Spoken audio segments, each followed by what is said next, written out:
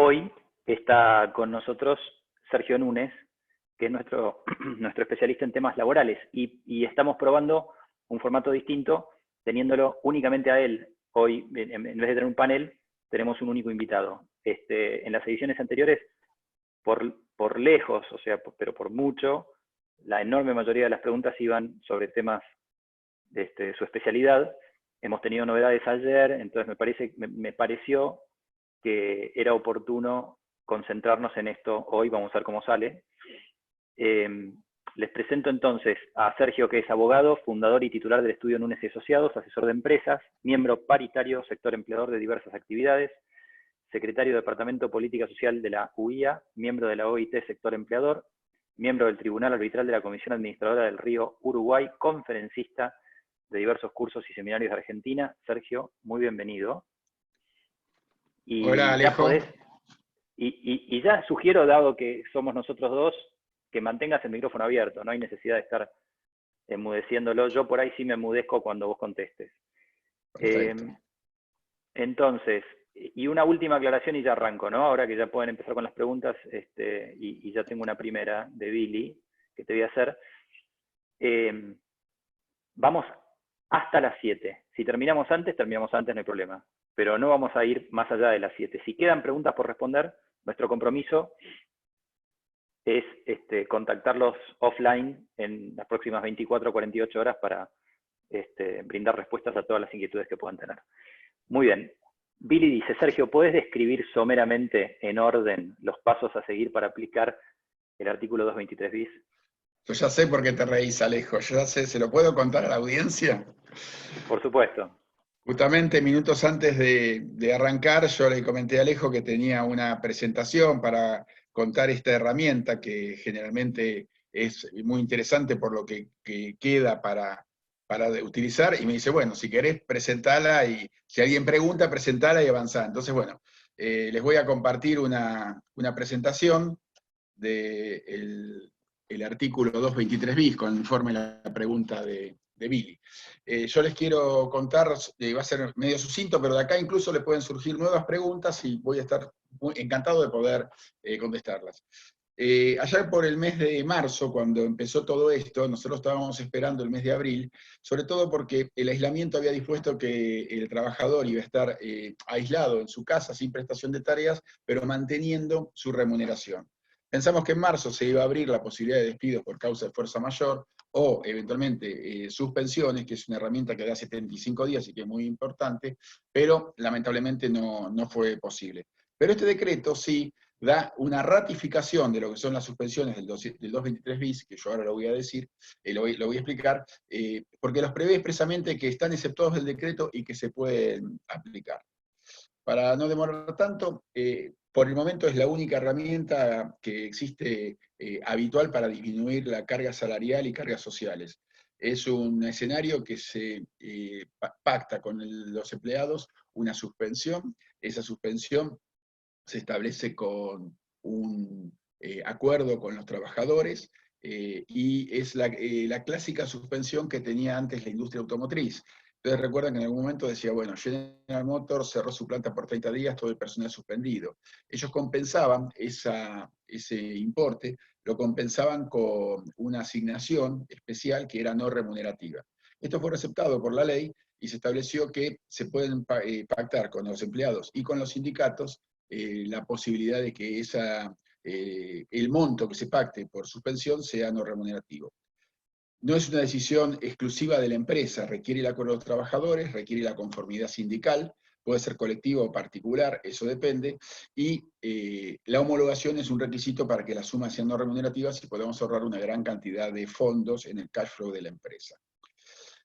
Sigo enunciando nomás, se pueden dividir a los trabajadores, yo digo que se puede hacer un traje a medida, se pueden definir días que algunos trabajadores no vengan, se puede reducir la jornada para producir mejor el aislamiento, se puede suspender totalmente a los que están en este momento sin ningún tipo de actividad, y la ventaja que tenemos es que esto puede ser para empleados, es para empleados comprendidos en el convenio colectivo de trabajo. Los sindicatos seguramente siempre piden, y así lo establece también el Ministerio, que se preserven las fuentes de trabajo que había, y los fuera de convenio también podrían acceder a este beneficio, pero en este momento de la pandemia estamos teniendo algunas dificultades, provisto que van a atender lo que venga con conformidad sindical y no van a atender los casos individuales por fuera de convenio. Ahora, lo que está en negrita acá, que habla del ejemplo 140 versus 70, yo les cuento, supongamos que un trabajador gana 100 pesos brutos por mes. La oferta nuestra de la empresa podría ser pagar 70 pesos por salario de suspensión o por asignación de suspensión. Esos 100 que el trabajador percibe le cuestan a la empresa 140. El trabajador percibe, en vez de 100, percibe 83. Si nosotros le pagamos 70 prácticamente entre viáticos y lo que puede hacer un refrigerio que tome el trabajador en el transcurso de la jornada laboral, prácticamente le queda el mismo dinero. Por lo que el trabajador no se perjudica y es lo que más incentivo tiene, porque las empresas pueden proteger a su fuerza de trabajo. Pero para la empresa sí es muy distinto, porque de los 70 pesos solo paga los aportes correspondientes a la obra social. O sea que va a dar 71, 72, 73, y va a tener un cash flow, una salida de su cash flow de 73 pesos, en vez de los 140 que le costaría mantener la dotación. ¿Cuál es la ventaja de esto en este momento? Que nosotros estamos comprando tiempo, nos permite comprar tiempo con la misma masa de dinero para poder transitar esta tormenta o este río caudaloso que tenemos en el medio. Los pasos a seguir, preguntaba Billy, y parecía que tenía la presentación hecha a propósito, pero bueno, esta es la que estoy dando con algunos grupos para vistas. Hay que asesorarse, acá en este momento le estamos contando un poquito cómo es, hay que evaluar bien los beneficios, definir el esquema de turnos, si los hay, si no es una suspensión completa. Se puede hacer, se aconseja hacer equipos durante la pandemia, porque en el caso que se determine o se encuentre algún contagiado, la empresa no se para totalmente. En cambio, si se mezclan los equipos, podría determinar el cese o el parate total de la empresa. Es aconsejable definir un líder, si es la Oficina de Recursos Humanos, porque son algunos papeles lo que hay que juntar, para que se comunique con el asesor. Es necesario entablar negociaciones individuales o colectivas, ya sea a través de los delegados, a través de las personas, con los trabajadores para llegar a un acuerdo. Generalmente se está ofreciendo el 70%, el Ministerio está homologando con el 70%, y está homologando sobre la base de aproximadamente 2/3 meses, más conformes con homologar 2 meses. Pero de esta manera ustedes con esta herramienta, con el costo total de un mes de salario, pueden cubrir los 2 meses. Hay que plasmarlo en un documento que se presenta en el Ministerio de Trabajo, se puede presentar vía correo electrónico, se requiere la conformidad del trabajador y el sindicato tiene que dar también su conformidad. Si no da su conformidad y dice que en atención a lo manifestado por los trabajadores no manifiesta observación, lo que equivaldría a una abstención, estaría perfectamente aprobado. Y el Ministerio de Trabajo posteriormente homologaría esto.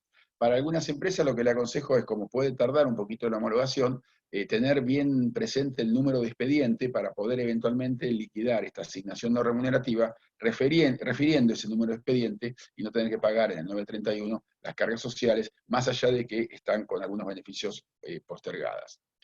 Se puede dividir, como decía, en suspendidos en forma suspendidos, no suspendidos. Se puede también hacer el 223, que parte de la empresa está trabajando y la otra no, se lo acompaña de esa manera. Se tienen que completar unas planillas de cálculo con todos los datos del trabajador, porque hasta el CBU es necesario, porque la asignación, el depósito se sigue haciendo directamente a la cuenta del trabajador.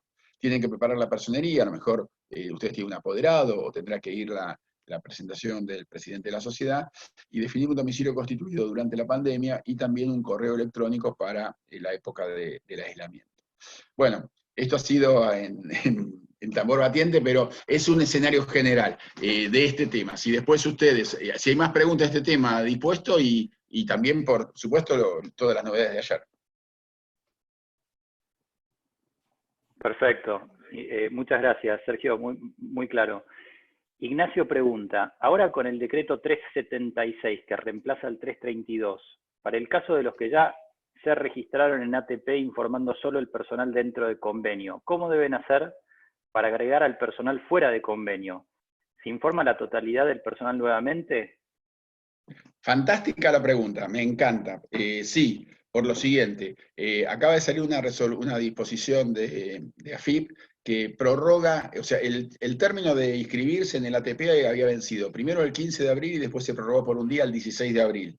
Ahora, atento a las novedades del decreto 376, en el día de ayer sacaron una resolución que se prorrogó hasta el 23 de abril. Son muy poquitos días. ¿Para qué se prorrogó? Porque antes prácticamente no había beneficios para empresas de más de 100 trabajadores, muchas no se inscribieron, y también había algunos casos que estaban como este, que no tiene inscrito al personal fuera de convenio. Les aconsejo entrar, inscribir a todo el mundo y pedir los beneficios para todos. Los beneficios de la asignación complementaria del 376 van para todo el personal de toda la plantilla, sin importar la cantidad de trabajadores que tenga la empresa, como así también sin importar quién está dentro del convenio o quién está fuera del convenio. Gracias. Quiero aclarar, porque algunos se conectaron hace relativamente poco tiempo, se perdieron la presentación inicial, que la opción de levantar la mano no está disponible. Entonces no voy a asignar micrófono. Si quieren preguntar, únicamente lo pueden hacer a través del chat que dice Q&A o preguntas y respuestas, que está abajo, mitad de la pantalla. Así que por favor usen ese sistema para hacer las preguntas. Tengo una consulta de Andrés, que no termino de ver si la entiendo, pero yo te la voy a leer textual y vos seguramente la sabrás interpretar. La opción de financiar las contribuciones a junio u optar por el ahorro del 95% de las mismas contribuciones, es así porque entiendo que siempre va a convenir no pagar el 95%. Y después en otro mensaje dice porque 71 o 71 si la obra social es el 3 más el 6. Vamos a contestar la primera parte, después a lo mejor nos aclara la segunda, que la segunda tampoco la entendí mucho. Es cierto, el postergamiento de las contribuciones patronales fue una posposición y es alternativa de lo que se iba a descontar de la reducción salarial, pero de los aportes para el mes de abril. Pero tengamos en cuenta una cosa, la posposición es para marzo. La deducción de aportes es para abril, y probablemente, como la deducción de aportes es discrecional del Poder Ejecutivo, o sea, el jefe de gabinete define en cuanto a la reducción de aportes con un informe fundado del Comité de Evaluación, que está formado por 3 ministerios, la reducción es hasta el 95%. A lo mejor sale un 10%. O sea, si van a tomar una decisión, no piensen que va a ser el 95%. Puede ser directamente un 10%. Y para las devengadas en abril, podrían elegir, entiendo yo, una u otra, pero es excluyente. O sea, para abril no pospongo, pero pido la reducción. Y así sucesivamente habría que trabajar un poquito con los contadores en la plantilla, en la aplicación, a ver qué herramientas o qué posibilidades da. Gracias. Otra pregunta es, teniendo en cuenta el decreto 376, ¿aconseja el uso del artículo 223 bis? Después dice LCT, no sé si vos sabés qué es eso. Ley de contrato de trabajo. De ser así, ¿en provincia de Buenos Aires también se homologa en el Ministerio de Trabajo? Bárbaro, me interesa, fantástico. Sí, se homologa, pero no en el Ministerio de Trabajo de la provincia. Los que tienen facultad de homologar para condonar cargas sociales o sumas no remunerativas es el Ministerio de Trabajo de la Nación, porque si no las provincias estarían disponiendo de fondos nacionales, lo cual no es así. Eso respecto de la provincia. Y el tema del 376 y el 223, hay una solución en el artículo 8, última parte, que es absolutamente imprescindible analizarlo. ¿Por qué digo esto? Porque el propio decreto 376 dice que lo que pague el gobierno por la asistencia complementaria del decreto 376, que es un salario mínimo vital y móvil como mínimo y 2 como máximo, se puede aplicar para el pago de la asignación convenida en el 223 bis. Con lo cual hasta les podría salir gratis el mes, si el trabajador cobra 30.000 pesos, por así decirlo, va a cobrar 15.000 de asignación, pero se le va a ir a 16.800 porque es el mínimo vital y móvil y tiene ese valor. Va a percibir 16.800 por parte del gobierno. El 70 de 30.000 son 21. La empresa le pagaría en ese caso solamente de 16.800 a 21.000. Con lo cual, ni siquiera pagaría el 70%. Cuando les hablo del artículo 8, tengan presente que es el artículo, es del decreto 333, que fue modificado por el 376. O sea, pero es el artículo 8 actual del decreto 332. Parece un Oíme, trabalengua, ¿no, Alejo? te juro que te admiro. Creo que acabas de contestar una pregunta de Billy, por las dudas te la hago, que dice, la asignación complementaria que da el gobierno por el 376 aplica también si el personal está suspendido por el 223 bis. ¿Esto es lo que acabas de decir? Claro, se toma como pago a cuenta, lo que da el gobierno se toma como pago a cuenta de la remuneración, si no está suspendido, de la que le tiene que pagar el empresario, o de la asignación comprometida en el 3, por el 223. Y eso está todo en el artículo 8, que fue cambiado para esta ventaja. Antes, tengan en cuenta que era peor esto, porque antes nos asignaba un salario mínimo vital y móvil para los que tenían menos de 25 trabajadores, 75% para los que tenían hasta 60 y 50% de 60 o más. Ahora nos da un salario y máximo dos, y nos da el equivalente al 50% de la remuneración. Y antes, para compensar con el 223, nos reducían lo que pagaba el gobierno en un 25%. Ahora nos dejan tomar el 100%. Aclaro una vez más que no levanten la mano virtual porque tengo inhabilitado micrófono, las preguntas únicamente por el chat. María José dice, ¿la carga de los CBU de los empleados es hasta el 23 también? Así salió publicado por un comunicado de prensa que yo leí hoy o ayer a la mañana, no me acuerdo. Pero sí, y hay que cargar el CBU y hay que cargar todos los datos que pida, porque eso va a ser muy importante para el otorgamiento de los subsidios, porque estos subsidios o estas asignaciones complementarias que establece el decreto no van a la empresa, no va a haber una transferencia a la empresa, va a ser una transferencia al CBU de cada trabajador por el equivalente del 50% de la remuneración de febrero del 2020, con las limitaciones de un mínimo vital y móvil mínimo y máximo 2 mínimo vital y móvil. Ok, acá hay una, yo no sé si cubriste parte de esto en tu presentación inicial, pero por las dudas, ¿no? Fernando dice, en el caso de que no tengamos sindicato dentro de la empresa, ¿es necesario igualmente la homologación ante ministerio? ¿Qué pasaría si no tramito esto y aplico 223 bis con solo el acuerdo de los trabajadores? Podría, si no tiene primero, el ministerio, el 223 no exige o sea, está difusa la conformidad sindical, pero el ministerio no homologa sin conformidad sindical. Entonces, la conformidad sindical es necesaria a los efectos de obtener la eliminación de las cargas sociales. Existiría una diferencia. No hace falta tener comisión interna o sindicato dentro de la empresa. En muchos casos se presenta a la empresa en el sindicato y le dan conformidad. O sea, se estaba negociando en varios sindicatos hacer acuerdos marco directamente para que las empresas se adhieran sin necesidad de conformidad sindical. El de la UOM se trabó un poquito, el de comercio estuvo funcionando, habrá que ver qué termina pasando, pero hay bastante consenso para esto. Petroleros de Neuquén lo tiene acordado. Plásticos está negociando algo parecido, o sea que después se va a ir flexibilizando, pero es bueno que empiecen ahora el 223, porque cuando le salga el aporte del gobierno, directamente compensan una cosa con la otra. Sí le agrego a esta pregunta que podrían llegar a pagar el 70%, si tienen iniciado el procedimiento y no lo tienen homologado todavía por el ministerio, sí podrían llegar a pagarlo como no remunerativo, pero tendrían que tomar la precaución que el asesor legal que presentó el expediente les pase el número de expediente que recibió en el ministerio, y hay una forma para armar el 931 que se puede poner como no remunerativo citando el número de expediente. Cuando sale la homologación, se complementa la legalidad de ese no remunerativo. Ok, gracias.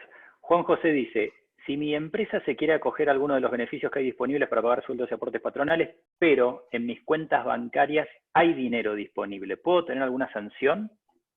Te pido si mi empresa quiere pagar algo y ahí me perdí.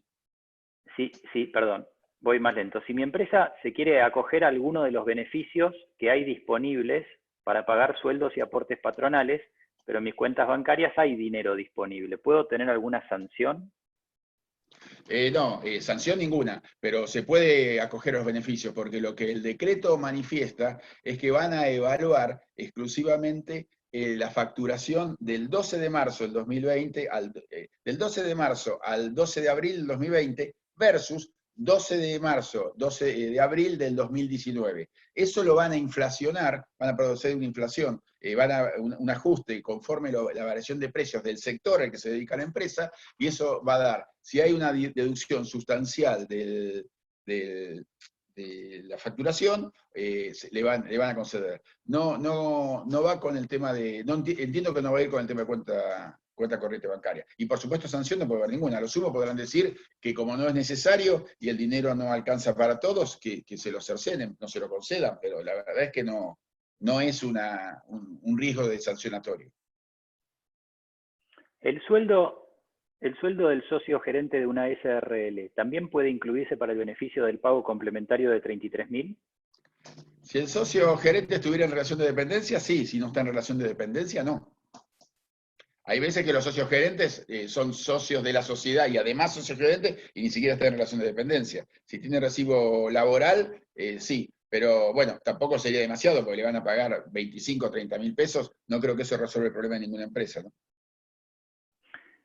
¿Cómo se entera la empresa qué beneficios le otorgaron del DNU 376? Si llegados los últimos días de abril no hay novedades de la asignación y el monto de pago por empleado, ¿cómo sugiere liquidar abril?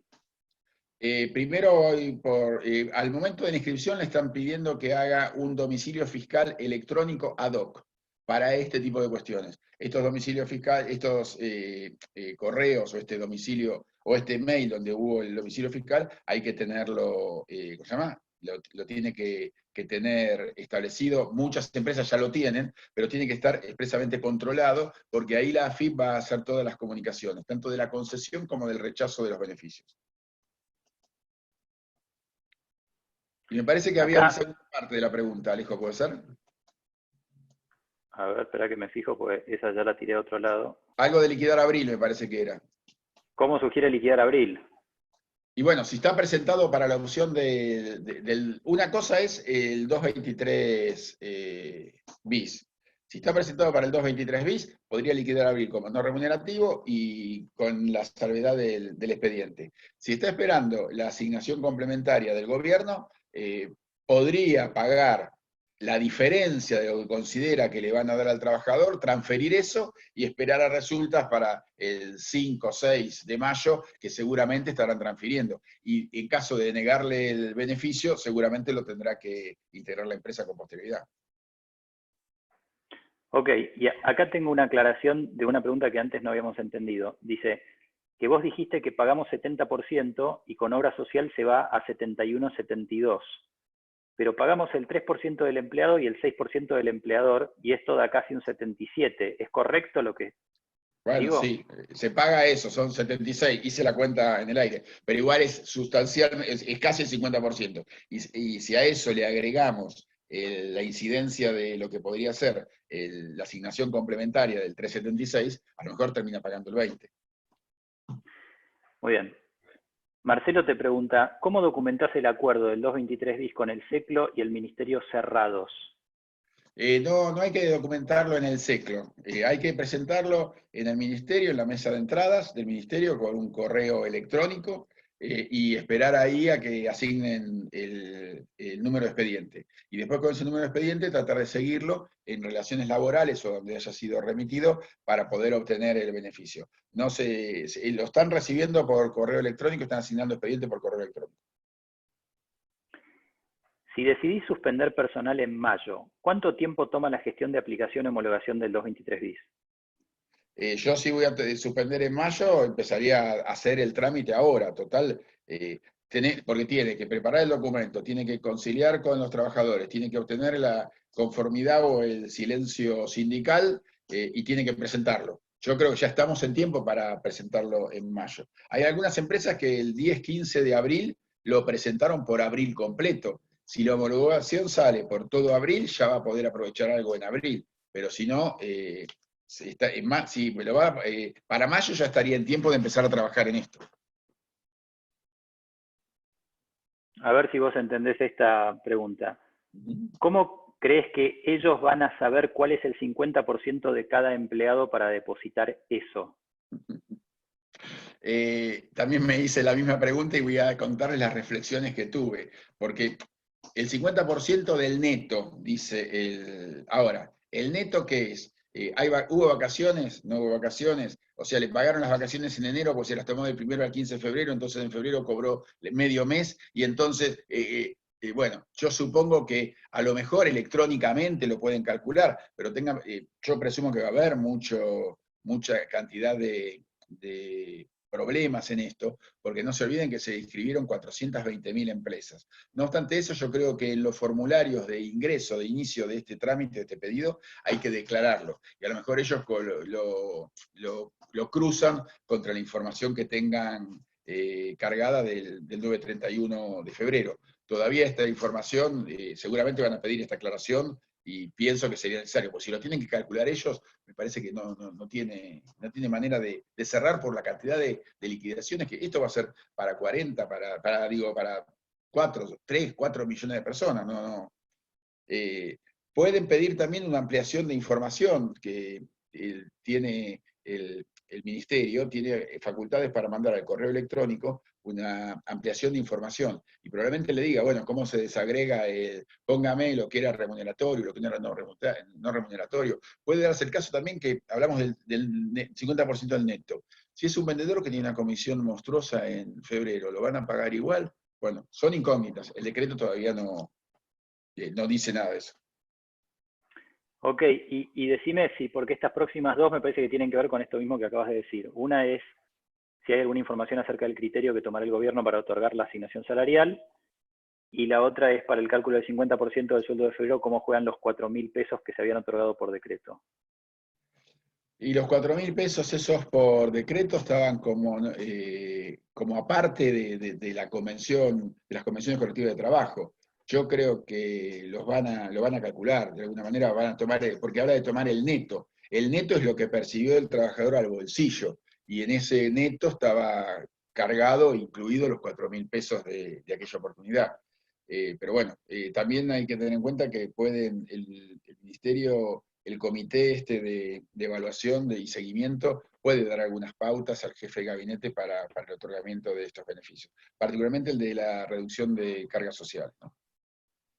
Ok, y la primera pregunta es lo que vos ya cubriste, ¿no? Información acerca del criterio que tomará el gobierno para otorgar la asignación salarial. El criterio no está dicho. Parecería que la asignación salarial, de acuerdo a lo que, como está el decreto, parecería que va para todos, pero no hay criterio. Ahora, por ejemplo, yo presumo que va a haber algún criterio. Si hay una empresa, primero, las empresas que estuvieron exceptuadas del aislamiento, que estuvieron trabajando, de entrada parecería que no pueden participar de este tema. Ahora, sí pueden participar las que tienen una reducción sensible de la facturación. Por lo mejor hubo empresas que estuvieron exceptuadas, pero que trabajaron el 10%. Pongo un ejemplo, las estaciones de servicio. Para eso salió el decreto 347, que permite hacer la petición, y que el decreto 347 las exceptuaba, con un pedido de autorización, las exceptuaba de la excepción, y valga la redundancia, podían presentarse a estos beneficios.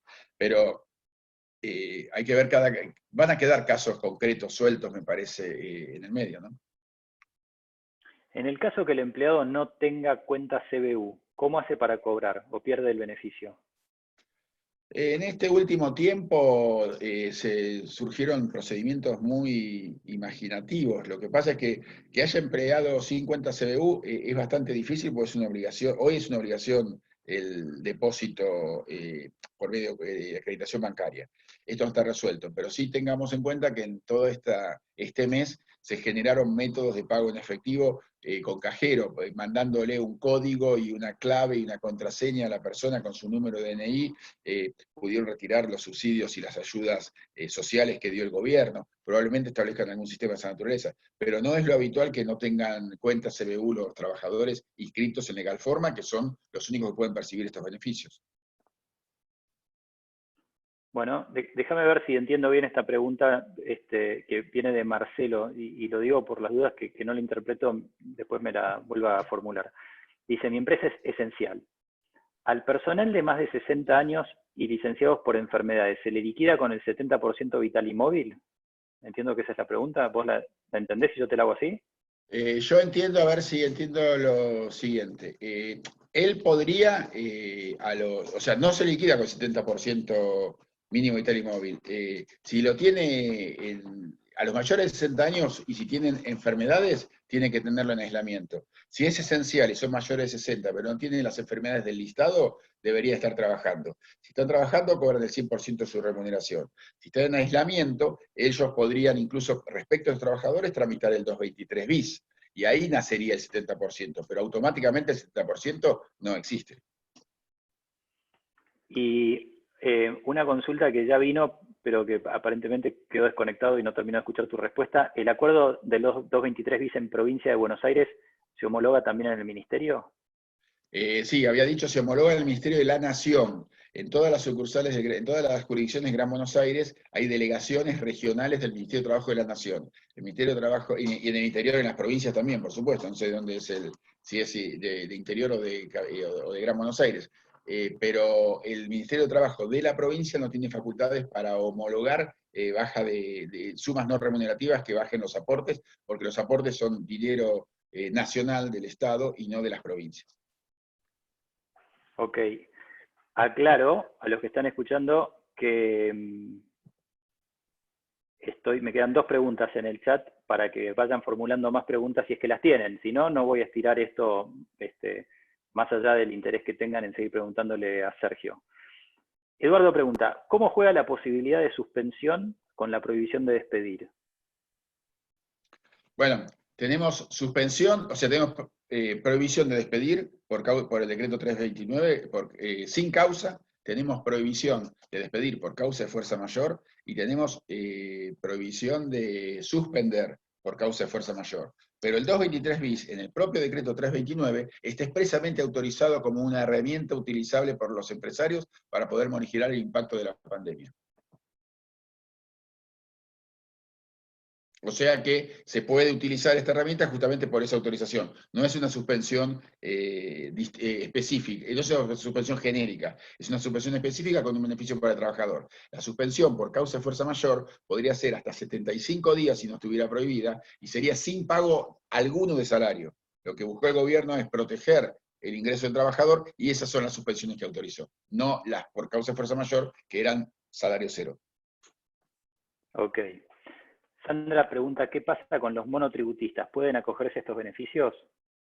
Los monotributistas tienen ahora un beneficio adicional que creó este propio decreto, que la verdad que es bastante considerable. Le otorgan un crédito a tasa cero a pagar a partir del mes de octubre durante 12 meses, sin intereses, totalmente subvencionado los intereses por el Estado, y lo autoriza a retirar, a obtener un crédito de la cuarta parte de lo que es el máximo de la categoría de monotributo que tiene.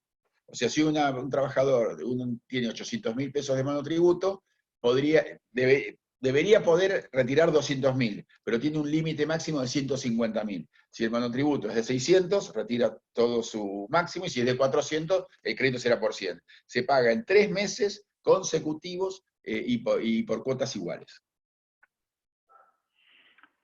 Mike pregunta, ¿al personal que está con parte de enfermo, también se le aplica el 223 bis?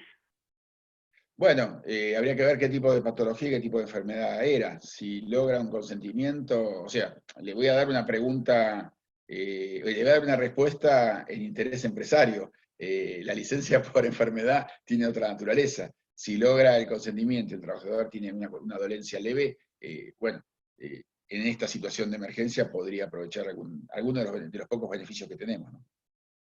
Pero no es una respuesta legal, quiero que quede claro, ¿eh? Sí, perfecto, gracias. Dentro de los 3 primeros meses, el contrato es a prueba. ¿Se puede extinguir dicho contrato o estaría dentro de la prohibición de despedir? Según nuestra interpretación, ya quedan pocos días de los 3 meses, supongo, porque no debe quedar, ya tenemos 40 y pico de pandemia, pero lo que entendemos nosotros, después de hacer varias interpretaciones, el contrato a prueba está establecido y legislado en el artículo 92 bis de la Ley de Contrato de Trabajo. el contrato, ese contrato se puede rescindir dentro de los 90 días porque la empresa decida no efectivizar la relación de dependencia con ese trabajador conforme al artículo 92 bis. Lo que hace la empresa es no efectiviza la relación y no despídeselo a partir de la fecha. Yo aconsejo que nunca pongan despídeselo a partir de la fecha para no generar discusiones, que prescindan de la relación laboral decidiendo no efectivizarla conforme al artículo 92 bis, y un argumento para decir por qué no es un despido, porque ni siquiera cobra indemnización por antigüedad ni indemnización por despido. Lo único que termina cobrando son 15 días de preaviso. Y tiene que invocar la causa del 92 bis en caso que sea posible para cerrar el tema. Si tiene más de 3 meses, o como me ha pasado, estuvo 6 meses por agencia, entró a la empresa por 3 meses, ya no le sirve, porque tuvo una agencia anterior. O a lo mejor estuvo algún periodo, 15, 20, 30 días, no regularizado, y entró con periodo de prueba. Bueno, si logra probar lo anterior, sí entraría dentro de la provisión. Si fuera prueba pura y que nunca estuvo en la empresa, o que no es segundo reenganche dentro de la empresa, sí lo podría desvincular. Ok, piden una aclaración. ¿Empleado de 62 años sin ninguna enfermedad debe trabajar o qué criterio se usa? Si el trabajo es esencial, el propio decreto establece que pueden ser convocados a trabajar. Si el trabajador no quiere asistir, debe ser intimado, porque siendo esencial, lo establece la propia legislación inicial que tuvimos en este tema, en tanto en cuanto no tenga factores de riesgo ninguna de las enfermedades listadas. Cuando lo intima a trabajar y el trabajador no viene, bueno, ya perdería el derecho a percibir el salario. Las enfermedades listadas están en la resolución 207 y tendría posibilidad de perder el salario. Y si quiere ir todavía un poquito más adelante la empresa, la puede intimar al reintegro bajo percibimiento de abandono, y a las 48 horas probablemente considera la desvinculación. Obviamente va a haber argumentos para un lado y para el otro para ganar el juicio. La empresa se va a parar en el abandono, debidamente notificado e intimado, y el trabajador se va a parar en la causa de fuerza mayor, la pandemia, el miedo, la dificultad de la familia y todo lo demás. Pero por lo menos podría intimarlo para evitar el pago de la remuneración. Oíme, y hay una de Silvana que está, me parece relacionado con esto, pero tiene alguna cosa adicional. Soy una empresa proveedora de esenciales. Tengo una persona mayor de 60 que está en su casa sin trabajar y por la naturaleza de su trabajo no puede hacerlo desde su casa. ¿Es correcto que no vaya a trabajar? ¿Cuáles son las enfermedades que le eximirían de trabajar? ¿Cobra el 100% del sueldo? Cobra, primero, si es un trabajador de 60 años y no tiene patologías, lo puede intimar. Lo que pasa es que es proveedor de esenciales, estamos en un supuesto distinto. Muchas veces la cadena de valor no se estira en forma ilimitada. Hay que ver después qué va a decir la jurisprudencia, porque no es que tiene que ir a trabajar a la Serenísima, sin querer hacer publicidad para nadie. A lo mejor quiere ir a trabajar a la fábrica, a la empresa que le provee los bancales para transportar los yogures y la Serenísima. O sea, no está claro dónde termina la cadena de valor y dónde se genera el deslinde. Pero si fuera un trabajador de una industria esencial, sí se lo puede intimar. Lisandro dice, si el personal está trabajando al 30% del tiempo y el resto en aislamiento, ¿cómo se aplica el 223 bis? El gremio es empleados de comercio. Bueno, el empleado de comercio es uno de los que estaba tratando de hacer un acuerdo marco de reducción de salarial vía el 223 bis. A los que están hay trabajadores que trabajan, por lo que entendí eran trabajadores que trabajan el 30% y que el 70% no. Podría hacer suspensiones por el 70% de la jornada. Y de esa manera morigerar el costo y el impacto del salario. Podría ser suspensiones por 3 días por semana y que trabajen 2, 60% de la jornada, y paga sobre ese 60% el 70% no remunerativo, como lo permite el decreto. Se puede construir el esquema de turnos y demás que fuere necesario para que cada trabajador se pueda ubicar.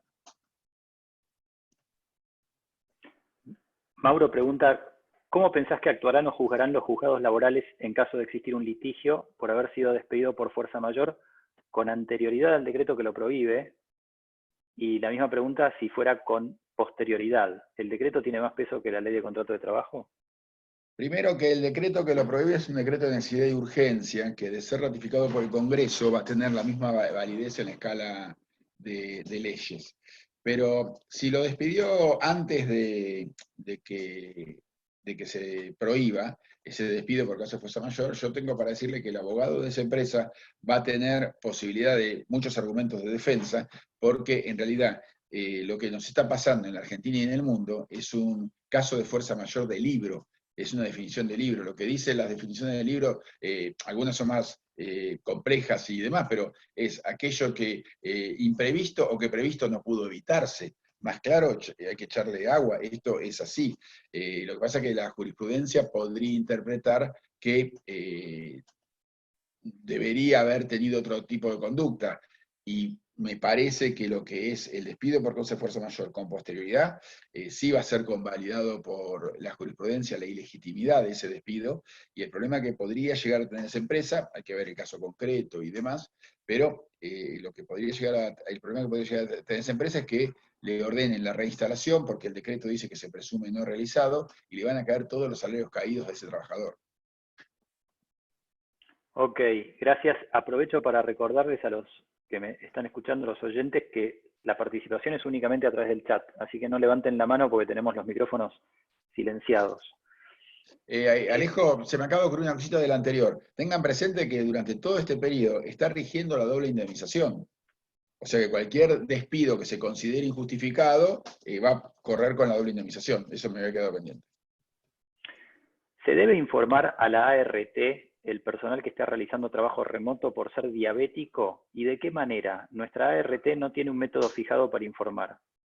Hay una resolución, creo que es la número 21, que establece, estamos hablando, por trabajo remoto interpreto teletrabajo o trabajo a domicilio. Es una obligación de la empresa notificar al RT por la resolución 21 de la Superintendencia de Riesgo de Trabajo, que le establece esa obligación. O sea, sí se puede informar al RT, sí considero que lo tienen que informar, y tendrían también que hacer con ese trabajador un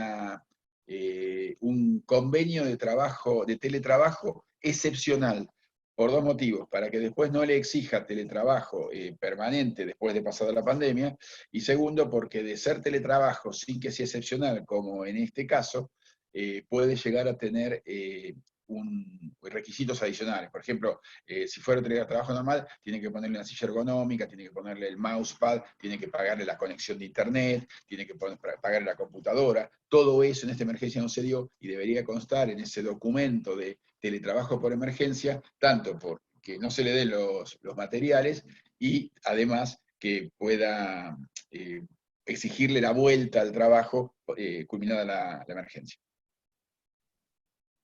Muy bien. Fernando pregunta, ¿existe un mínimo para el acuerdo de suspensión en los términos del 223 bis? Estamos hablando del 70, pero ¿podría ser menos? 70 es la pauta que el Ministerio de Trabajo está homologando. Posiblemente, de acuerdo a algunas circunstancias, pueda homologar sumas menores, pero en general requiere consultas a más alto nivel que los habituales funcionarios que homologan. Y como lo mismo con el tema del plazo, si queremos el 223 por 2 años o por un año, no me lo van a homologar. Sandra pregunta, ¿qué pasa con la empleada en licencia por maternidad? Y esa no va a poder estar suspendida. La licencia se mantiene.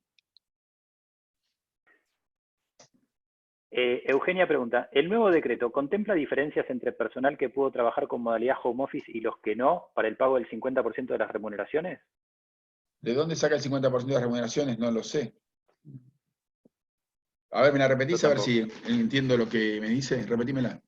¿El nuevo decreto contempla diferencias entre personal que pudo trabajar con modalidad home office y los que no para el pago del 50% de las remuneraciones? Estamos hablando del 50% de las remuneraciones de febrero para el pago del subsidio, supongo.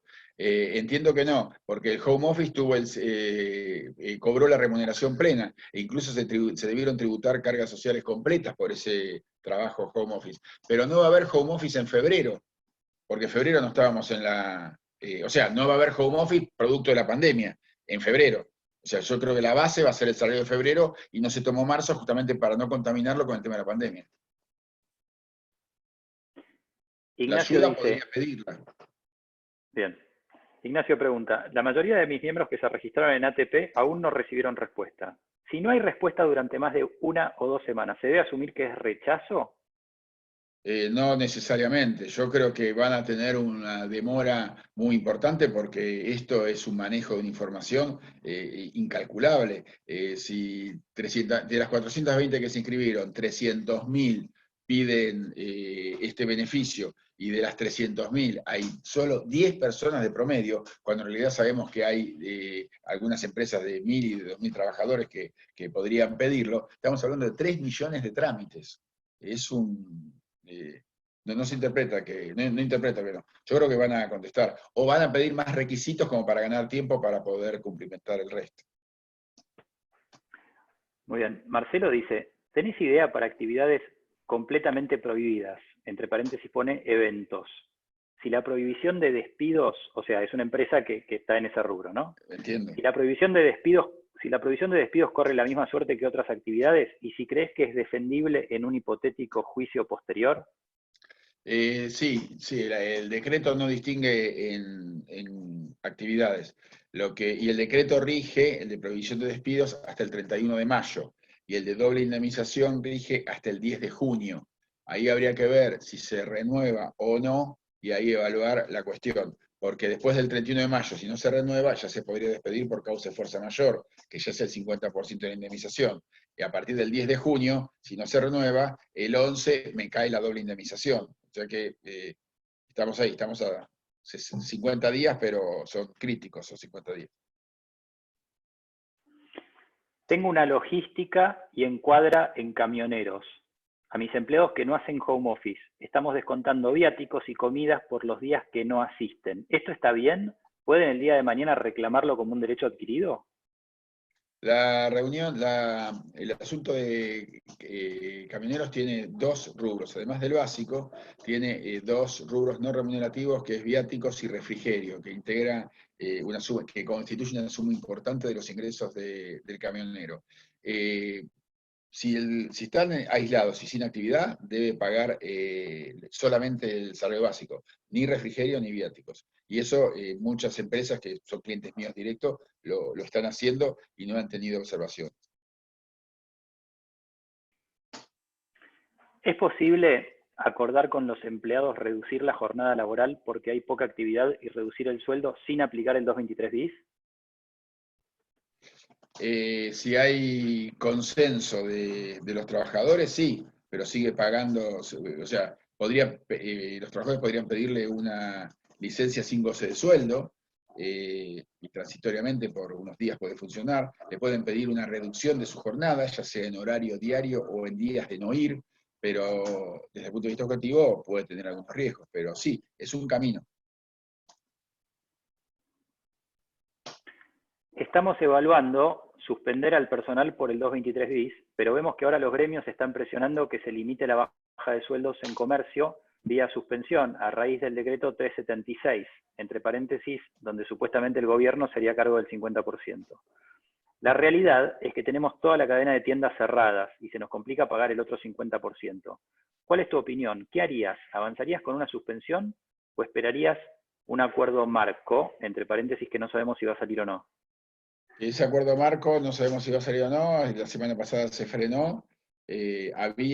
Para pequeñas empresas había descuentos superiores al 30% de este 70% que yo estoy diciendo por el acuerdo marco, y para empresas de 30, 40 trabajadores en adelante, más o menos orillaba el 70% lo que se estaba negociando. Si llega a cerrar en el 70% y está presentado en el ATP, yo avanzaría con las dos cosas para asegurar, porque de esa manera tiene la ventaja de que si le sale el ATP, termina pagando el 20%, pero ya aseguró el 70%. Si no sale el acuerdo marco, está en el 100%, más cargas sociales.